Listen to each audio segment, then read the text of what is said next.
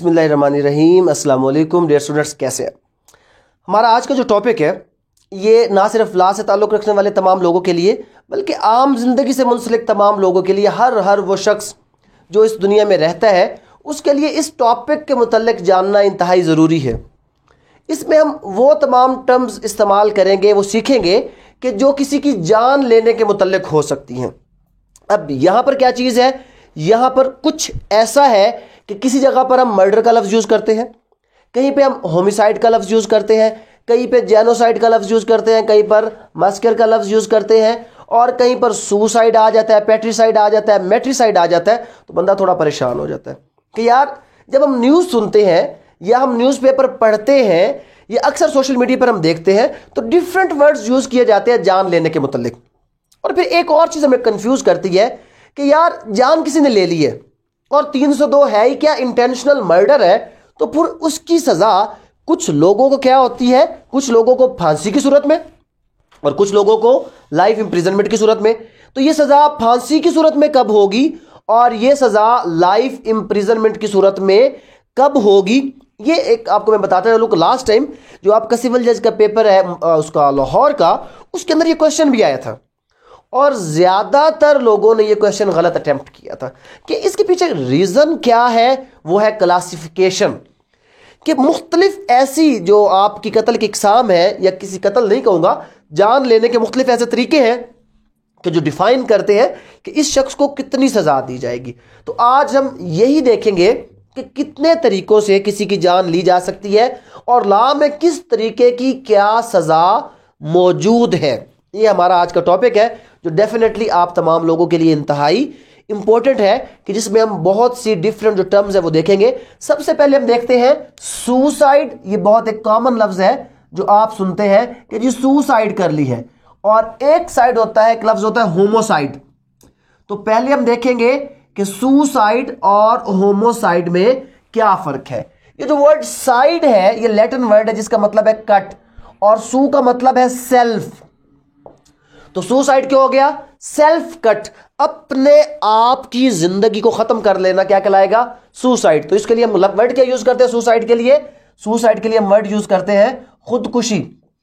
अच्छा, एक ये बड़ा एक मैं इसको कहता हूं सोशल मीडिया क्वेश्चन। एक सवाल अक्सर आया होता है कि जी वो कौन सा जुर्म है कि अगर उसकी अटेम्प्ट की जाए तो सजा है और अगर जुर्म कमिट हो जाए तो सजा नहीं होती, बंदा परेशान हो जाता है। तो ये सोशल मीडिया क्वेश्चन का जवाब है सुसाइड, कि जब आप सिर्फ अटेम्प्ट करते हैं और बच जाते हैं तो ये एक अफेंस है और इसकी सज़ा आपको कहां पर मिलेगी? इसकी सज़ा आपको मिलेगी 325 पाकिस्तान पीनल कोड 325 के अंदर। और अगर मर गया तो किस्सा खत्म, फिर किसको सज़ा देनी है आपने? कब्र के ऊपर जाकर तो उसको कोई सज़ा नहीं देनी ना। तो ये सुसाइड क्या है? अपने आप की जान लेना, ये सुसाइड है जनाब। उसके बाद होमोसाइड। होमो का मतलब क्या है? ये भी लैटिन वर्ड है जिसका मतलब होता है ह्यूमन, और फिर साइड का मतलब क्या है? कट, ह्यूमन कट, किसी इंसान की जान ले लेना। तो जब हम किसी इंसान की कोई शख्स जान लेता है तो किसी इंसान की जान लेना क्या कहलाता है? होमोसाइड कहलाता है। अब आगे फर्दर इस होमोसाइड की दो बहुत मशहूर इकसाम कि जिसके बारे में अक्सर पूछते हैं सर ये क्या है। एक होता है इनकल्पेबल होमिसाइड और एक होता है कल्पेबल होमिसाइड। इनकल्पेबल होमिसाइड और उसके बाद दूसरा क्या है? उसके बाद दूसरा है आपका कल्पेबल होमिसाइड।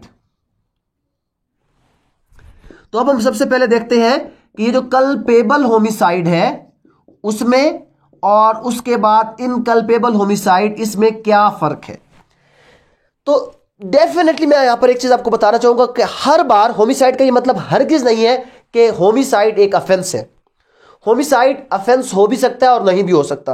होमिसाइड एक ब्रॉडर टर्म है, किसी की जान लेना ये लॉफुल तरीके से भी हो सकता है और ये अनलॉफुल तरीके से भी हो सकता है।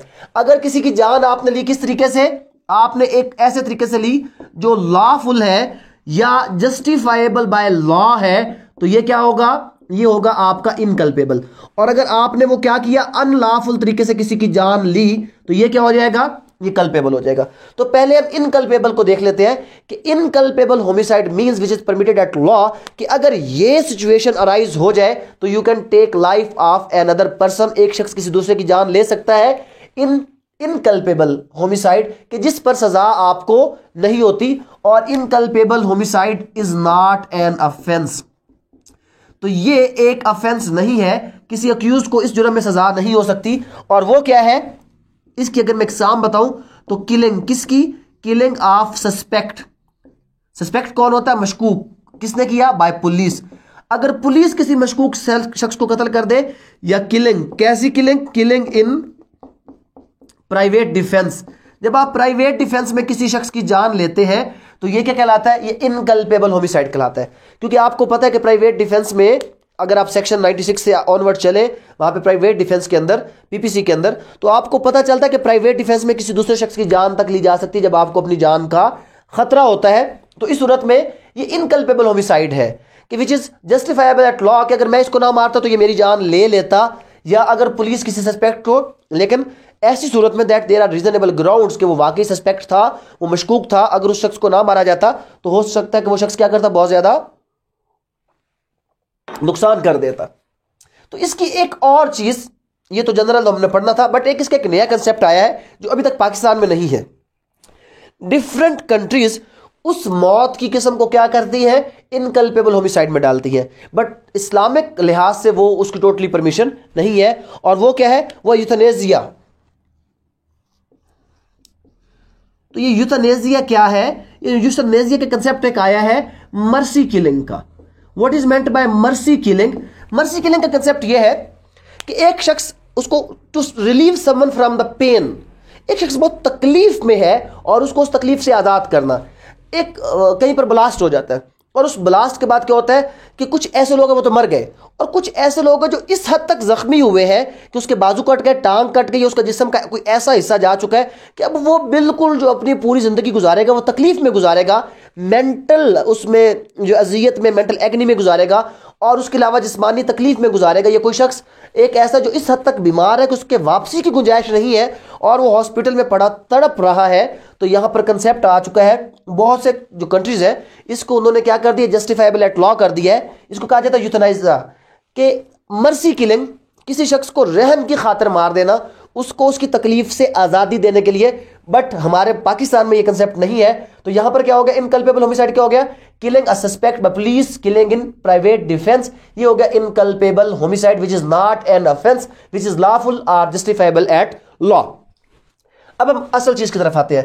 What is meant by culpable homicide, it's unlawful killing of someone, killing of man by another man in unlawful manner, unlawful manner which is not permitted at law.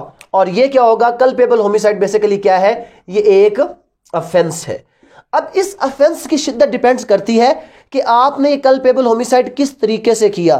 तो कल्पेबल कब होगा, जब उसमें आपकी इंटेंशन होगी, जब उसमें आपकी क्या है, इंटेंशन होगी, तो ये कल्पेबल होमिसाइड होगा। तो कल्पेबल होमिसाइड में जो फर्स्ट डिग्री मर्डर कहलाता है, फर्स्ट डिग्री जो इसको कहलाता है वो होता है मर्डर।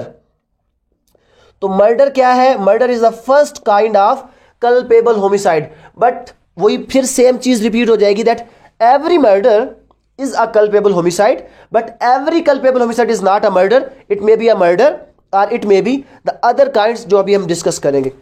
तो मर्डर क्या होता है, प्रीमेडिटेटेड किलिंग।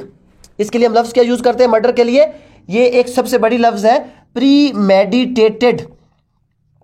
और प्रीमेडिटेटेड का मतलब क्या है, इंटेंशनल। खैर इंटेंशनल तो यहां पर भी हमारे पास आ जाएगा, और ये वैसे मैं लिख देता हूं आप लोगों के लिए, ये क्या है, ये है मैन स्लॉटर। तो मैन स्लॉटर भी इंटेंशनल होता है, मैन स्लॉटर भी क्या होता है, ये भी इंटेंशनल होता है, बट नॉट प्रीमेडिटेटेड। असल चीज जो किसी कत्ल को कत्ल में सख्ती की तरफ लेकर जाती है, इट्स कॉल्ड द प्रीमेडिटेशन। प्रीमेडिटेशन का मतलब क्या है कि बिल्कुल इरादे के साथ, प्लानिंग के साथ कत्ल करना। कि जब कोई एक शख्स पूरी प्लानिंग के साथ आता है किसी दूसरे शख्स को मारने के लिए, और वो जब उस दूसरे शख्स को उस प्लानिंग के साथ मारता है, उस इंटेंशन के साथ मारता है कि जिससे उसको पता है कि वो बंदा मर जाएगा, it's called murder of first degree या मर्डर जो प्री मेडिटेटेड होता है, इंटेंशनल होता है, और इसकी सजा क्या होती है, इस काइंड की सजा सबसे सख्त होती है जो फांसी की सूरत में या किसास की सूरत में उस शख्स को देनी पड़ती है। तो एक pre meditated killing of someone, a pre meditated culpable homicide is called the murder. तो फिर ये मैन स्लॉटर क्या है? इंटेंशनल तो ये भी है बट ये प्री मेडिटेटेड नहीं है, मतलब मैं पहले से इरादा नहीं बनाकर आता, बट होता क्या है, होता ये है यहां पर मेरे साथ कि कोई सडन प्रोवोकेशन हो जाती है या क्या हो जाता है, हीट ऑफ पैशन हो जाता है, और उस हीट ऑफ पैशन या सडन प्रोवोकेशन के अंदर क्या होता है कि मैं किसी को कत्ल कर देता हूं। तो अकॉर्डिंग टू लॉ इंटेंशनल है, मुझे पता है कि मैं इस बंदे को मार रहा हूं और मैं इसको मार दूंगा, लेकिन क्या है कि वो प्री मेडिटेटेड नहीं था। ये भी लेटेस्ट एक जजमेंट भी है सुप्रीम कोर्ट ऑफ पाकिस्तान की कि अगर सडन प्रोवोकेशन हो जाएगा तो सडन प्रोवोकेशन के ऊपर किसी भी शख्स को फांसी की सजा नहीं हो सकती, तो क्या होगा, उम्र कैद की सजा हो सकती है। तो फर्क पता चल गया कि मर्डर होगा तो सजा फांसी है, और अगर मैन स्लॉटर है तो सडन प्रोवोकेशन क्या है। सडन प्रोवोकेशन में जो सुप्रीम कोर्ट ने वो केस वो स्टेट किया, तो एक बेटे के सामने उसकी मां की इंसल्ट की गई, जो वो इंसल्ट बर्दाश्त नहीं कर सका और उसने दूसरे शख्स को मार दिया। इंटेंशनल था बट ये सडन प्रोवोकेशन था, ये हीट ऑफ द पैशन था कि उसको उस एक्शन की वजह से गुस्सा आया। In the same way honour killing, उसको बहुत पहले सख्त किया गया बट सुप्रीम कोर्ट ने उसको भी कहां पर रख दिया, मैन स्लॉटर के अंदर उठाकर रख दिया कि ये एक सडन प्रोवोकेशन है कि अगर कोई शख्स अपनी जो गैरत जिसके ऊपर वो कंट्रोल नहीं कर सकता और उस कंट्रोल ना करने की वजह से, हीट ऑफ पैशन की वजह से कुछ किसी शख्स की जान लेता है, तो ये क्या कहलाता है, ये मैन स्लॉटर कहलाता है। तो प्री मेडिटेशन नहीं है, पहले से सोचकर नहीं आया कि मैंने किसी की जान लेनी है, लेकिन जान तो ले ली ना, तो लिहाजा ये सेकंड डिग्री मर्डर हो गया। तो ये कौन सा हो गया जनाब, ये सेकंड डिग्री आपका मर्डर हो गया या सेकंड डिग्री कल्पेबल होमिसाइड हो गई। और आपका जो पहले मैंने बताया था वो क्या है, वो है आपका फर्स्ट डिग्री का। तो अब यहां पर आपको ये फर्क पता चला, what is difference between the murder and the man slaughter. तो मर्डर क्या है, प्री मेडिटेशन के साथ, तैयारी के साथ, इंटेंशनली किसी की जान लेना, और ये है without pre meditation, sudden provocation के तहत किसी की जान लेना, क्या कहलाएगा, ये कहलाएगा आपका मैन स्लॉटर। और उसके बाद क्या है, फेंटिसाइड। लफ्ज से ही पता है कि फेंट किसको कहते हैं, इनफेंटिसाइज। तो इनफेंटिसाइज का क्या मतलब होता है, इन्फेंट कौन होता है, इन्फेंट एक छोटे बच्चे को कहते हैं। तो इनफेंटिसाइड का क्या मतलब होता है, किसी बच्चे की जान लेना, टू किल सम चाइल्ड। ये अगर आप लॉ में भी जाकर देखें तो हमें अस्काते हमल और अस्काते जनेन के लफ्ज नजर आएंगे कि जब किसी बच्चे को पैदा होते साथ ही अगर कत्ल कर दिया जाता है तो ये एक पास्ट के अंदर एक प्रैक्टिस ही कि अनवांटेड चिल्ड्रन को खत्म कर देना, बट नाउ लॉ इसके ऊपर सख्त है और इसको वो ऑफेंस के तौर पर क्लासिफाई करता है। बट ऑफेंस तो है लेकिन सजा थोड़ी सी कम है, क्योंकि यहां पर मरने वाला एक बच्चा है और बिल्कुल जो नौमौलूद बच्चा होता है उसकी मौत को क्या कहा जाता है, इन्फेंटिसाइड कहा जाता है। अभी कुछ और टर्म्स जो इसके मुतालिक हम यूज करते हैं अपनी कॉमन लाइफ के अंदर, वो मैं आपके साथ डिस्कस कर लेता हूं। तो ये जो मर्डर हमने कहा था कि प्री मेडिटेटेड होता है, इंटेंशनल होता है, और ये फर्स्ट डिग्री होता है। और ये मर्डर अगर क्या हुआ, किसी पॉलिटिकल या प्रोमिनेंट पर्सन का किया गया, किसका कत्ल हुआ, किसी प्रोमिनेंट पर्सन का या किसी पॉलिटिकल पर्सनैलिटी का। जैसे पॉलिटिकल पर्सनैलिटी में कौन आ गया, आपका प्रेसिडेंट आ गया या आपका कौन आ गया, पीएम, तो it will be called assassination. तो आप एक लफ्ज अक्सर सुनते हैं assassination. What is meant by assassination, to kill a prominent personality is called assassination. किसी प्रोमिनेंट पर्सनैलिटी को कत्ल करना क्या कहलाता है, यह कहलाता है आपका असैसिनेशन। जैसे वजीर आजम, जैसे हम कहते हैं ना, Liaquat Ali Khan was assassinated in 1951 in Liaquat park, जो आपको रावलपिंडी के अंदर नाम दिए गए। तो असैसिनेशन क्यों है वही मर्डर। बट क्या है कि जब आप किसी फेमस पर्सनैलिटी, किसी पॉलिटिकल पर्सनैलिटी, किसी प्रोमिनेंट पर्सनैलिटी, पीएम या आप प्रेसिडेंट वगैरह की जान लेते हो, तो ये क्या कहलाता है, ये कहलाता है आपका असैसिनेशन। फिर यहां पर सुसाइड के साथ ही मैं कुछ लफ्ज आप लोगों के लिए लिख देता हूं। ये लफ्ज आपने सुना होगा पैट्रिसाइड या मैट्रिसाइड। तो पैट्रिसाइड और मैट्रिसाइड में क्या फर्क है, पैट्रिसाइड है टू किल फादर और मैट्रिसाइड है टू किल हस्बैंड। तो जब कोई औरत अपने हस्बैंड को कत्ल करती है, अब वो कत्ल क्या है, मर्डर में भी आ सकता है और वो मैन स्लॉटर के अंदर भी आ सकता है। तो वो क्या होगा, पैट्रिसाइड टू किल समवन्स फादर, जब वो कोई बंदा अपने ही बाप को कत्ल कर देता है, और मैट्रिसाइड जब कोई औरत अपने ही क्या करती है, अपने ही खामिंद को कत्ल करती है, तो उसको क्या कहलाता है, वो मैट्रिसाइड कहलाता है। अच्छा, कोई दो और वर्ड बहुत इंपॉर्टेंट है जो मैं आपको भी समझाना चाह रहा था। एक है जेनोसाइड, एक है जेनोसाइड और एक है मसाकर। अब इसमें क्या फर्क है, जेनोसाइड में और मसाकर में क्या फर्क है कि जेनोसाइड का वर्ड कहां पर यूज किया जाएगा और मसाकर का वर्ड जो है वो कहां पर यूज किया जाएगा। तो जेनोसाइड और मसाकर में यह फर्क है कि ये दोनों कहां पर यूज होते हैं कि जब ज्यादा लोगों की जान ली जाए, ग्रुप ऑफ पीपल की जान ली जाए, तो ये क्या कहलाता है, या तो जेनोसाइड या मसाकर। तो ग्रुप ऑफ पीपल में जेनोसाइड कब होगा और मसाकर कब होगा। तो जेनोसाइड कब होगा कि जब आप किसी बंदे को किस वजह से मारते हैं कि वो किसी पर्टिकुलर रेस, नस्ल के साथ, किसी पर्टिकुलर रिलीजन के साथ, किसी पर्टिकुलर ग्रुप के साथ, किसी पर्टिकुलर नेशनैलिटी के साथ ताल्लुक रखता है। इस बात पर जब आप किसी को मारते हैं, इट्स कॉल्ड द जेनोसाइड। और जेनोसाइड के अंदर फिर एक लफ्ज आता है होलोकास्ट का। तो होलोकास्ट क्या है, सेकेंड वर्ल्ड वॉर में जब पर्टिकुलरली ज्यूज को मारा गया था 1941 से 45 के अंदर, तो उसको क्या कहा जाता है, जो हिटलर आपके सामने आप लोग बेहतर जानते हैं, वो उस particular killing of the Jews by the Hitler is called Holocaust. तो वो होलोकास्ट उस पर्टिकुलर के लिए लफ्ज यूज किया जाता है। और जेनोसाइड क्या है, ये killing of number of people on the base of their race, religion, group और nationality is called the genocide. और मैसकर क्या है, मैसकर भी यही है कि killing of number of people. यहां पर भी क्या है, ये किलिंग है, किसका, killing of number of people. तो फिर फर्क क्या हुआ, फर्क ये हुआ कि जनाब ये क्या है, ये है विदाउट डिस्क्रिमिनेशन। विदाउट डिस्क्रिमिनेशन मतलब ये किसी इस वजह से नहीं कि ये कोई पर्टिकुलर रेस, रिलीजन, ग्रुप या नेशनैलिटी पर बेस करता है, बस कोई पॉलिटिकल मकसद हासिल करने के लिए, कोई और मकसद हासिल करने के लिए जो भी सामने आया, चाहे वो किसी भी रंग, नस्ल, जुबान, किसी भी चीज से है, तो उसको जब आप लोग मारते हैं तो ये क्या कहलाता है, ये कहलाता है आपका के मसाकर। तो मसाकर और जेनोसाइड में क्या फर्क हो गया कि जेनोसाइड ज्यादा लोगों का कत्ल लेकिन रंग, नस्ल, जुबान की बुनियाद पर, और मसाकर ज्यादा लोगों का कत्ल लेकिन बगैर किसी वजह के। खैर ये अलग हो गया। हमने आज बेसिकली क्या देखना था, सुसाइड का तो हम सब लोगों को पता है कि सुसाइड क्या होता है, अपनी जान लेना। हम देखना चाह रहे थे होमिसाइड। तो होमिसाइड कितनी किस्म का होता है, दो किस्म का, इनकल्पेबल और कल्पेबल। जो इनकल्पेबल है ये जस्टिफाइबल एट लॉ है, it is not an offence. जैसे किसी का सस्पेक्ट का पुलिस जो उसको मारती है तो, या किलिंग इन प्राइवेट डिफेंस या यूथनेसिया, मैंने आपको बताया कि मर्सी किलिंग का कंसेप्ट, लेकिन पाकिस्तान में ये अभी तक जो है वो रिकॉग्नाइज नहीं हुआ। And on the opposite side the main kind of the killing someone is called culpable homicide. तो ये एक ऑफेंस है, अनलॉफुल तरीके के साथ इंटेंशनली किसी की जान लेना, और अगर ये आपकी इंटेंशन प्री मेडिटेशन के साथ थी, प्री प्लानिंग के साथ थी, तो ये मर्डर होगा, फर्स्ट डिग्री में चला जाएगा और सख्त सजा में चला जाएगा। और उसके बाद अगर ये इंटेंशनल तो था बट प्री मेडिटेटेड नहीं था, सडन प्रोवोकेशन या हीट ऑफ द पैशन की वजह से था, तो ये क्या कहलाएगा, मैनस्लॉटर। कल वो कोई मुझसे पूछ भी रहा था कि सर वो मर्डर और मैनस्लॉटर का फर्क बताएं, और लास्ट क्लास में मुझसे किसी ने पूछा था कि सर आप कल्पेबल और इनकल्पेबल होमिसाइड का हमें बता दें। और उसके बाद है जनाब इन्फेंटिसाइड, किसी इस किस्म के और भी बहुत से हैं, इन्फेंटिसाइड से हट के भी बहुत से हैं, लेकिन मैंने जो ज़रूरी थे वो, और असैसिनेशन किसी प्रोमिनेंट पर्सनैलिटी को कत्ल करना, और उसके बाद मैंने आपको बताया कि पैट्रिसाइड फादर को कत्ल करना, मैट्रिसाइड हस्बैंड को कत्ल करना, हस्बैंड डेफिनेटली वाइफ कत्ल करेगी। जेनोसाइड और मसाकर में क्या है कि रेस, रिलीजन, ग्रुप उसकी बुनियाद पर, और massacre killing of number of people without any discrimination.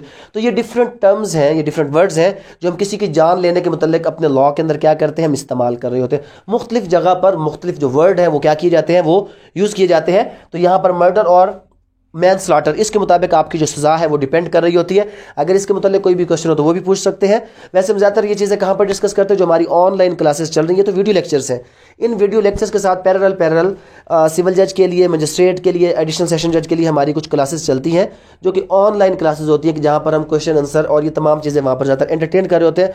But जब बहुत से क्वेश्चन इकट्ठे हो जाते हैं तो मैं कोशिश करता हूँ कि फिर उसको क्या करूँ कि किसी एक लेक्चर के अंदर लाकर आप लोगों तक भी पहुँचा दूँ, ताकि आप सब लोग जो उन ऑनलाइन क्लासेस का हिस्सा नहीं है, इवन देन आपको ये तमाम जो चीज़ें हैं वो मिलती रह जाए। इसके हवाले से अगर कोई किसी किस्म का क्वेश्चन हो तो वो भी बता दिया करें।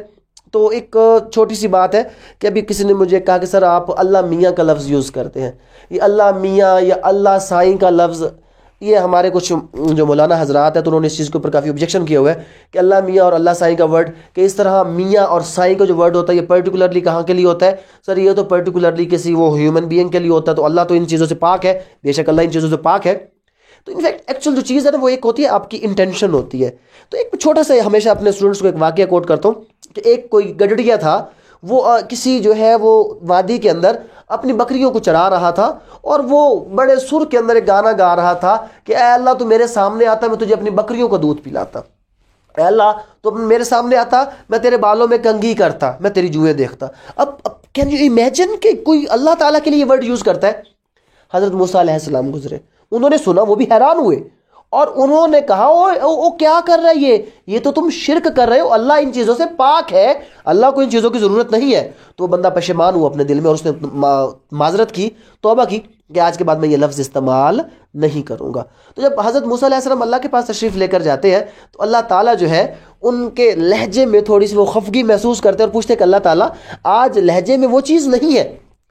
तो अल्लाह उनसे कहता है कि वो जो बंदा वहाँ पर खड़ा होकर अपनी मोहब्बत और बेसाख्तगी में जो मेरे लिए अल्फाज इस्तेमाल करता था ना, मैं फरिश्तों को बुलाता था कि आओ बैठो देखो मेरा बंदा अपनी सादगी के अंदर, अपनी मासूमियत के अंदर मुझे कैसी कैसी बातों में, मोहब्बत के अंदर किस किस तरफ लेकर जा रहा है, तो मैं तो खुश होता था और तुमने उससे उसकी बेसाख्तगी छीन ली है। तो इन्नमल अमालु बिन्नियात होता है। तो ये जो लफ्ज़ है, हाँ अगर आपके दिल में कोई ऐसा शिर्क है तो फिर गलत है, बट अगर शिर्क नहीं है तो मैं आपको एक चीज़ हमेशा समझाता हूँ कि यार अल्लाह से डरो मत, उससे मोहब्बत करो। दो चीज़ें हैं, मैं आज जुर्म नहीं करता इस बंद कमरे के अंदर, इसलिए जुर्म नहीं करता कि मुझे अल्लाह से डर लगता है, मुझे अल्लाह सज़ा देगा, मुझे अल्लाह के गुस्से से, वो जब्बार है, वो कहार है, मुझे उसके गुस्से से डर लगता है, मैं इसलिए जुर्म नहीं करता। एक ये चीज़ होती है। और एक ही चीज़ होती है कि मैं इसलिए कोई गलत काम नहीं करता, मैं इसलिए कोई गुनाह नहीं करता कि मेरा अल्लाह मुझे देख रहा है, वो मुझसे नाराज़ ना हो जाए, वो उसकी जो मेरे साथ मोहब्बत का एक रिश्ता है, मैं उसकी मोहब्बत में कोई जुर्म नहीं करता। तो नमाज पढ़ते हो ना, उसकी मोहब्बत में पढ़ो, डर कर नहीं पढ़ो। कोई अच्छा काम करते हो तो उसकी मोहब्बत में करो, उससे डर कर नहीं करो। वो मोहब्बत करने वालों से मोहब्बत करता है। तो थोड़ी थोड़ी चीज़ें हैं, ये अपने अंदर लेकर आओ। खैर, इस हवाले से कोई क्वेश्चन हो तो आप मुझसे पूछ सकते हैं। आज तक के लिए इतना ही। Thank you very much. अस्सलाम वालेकुम।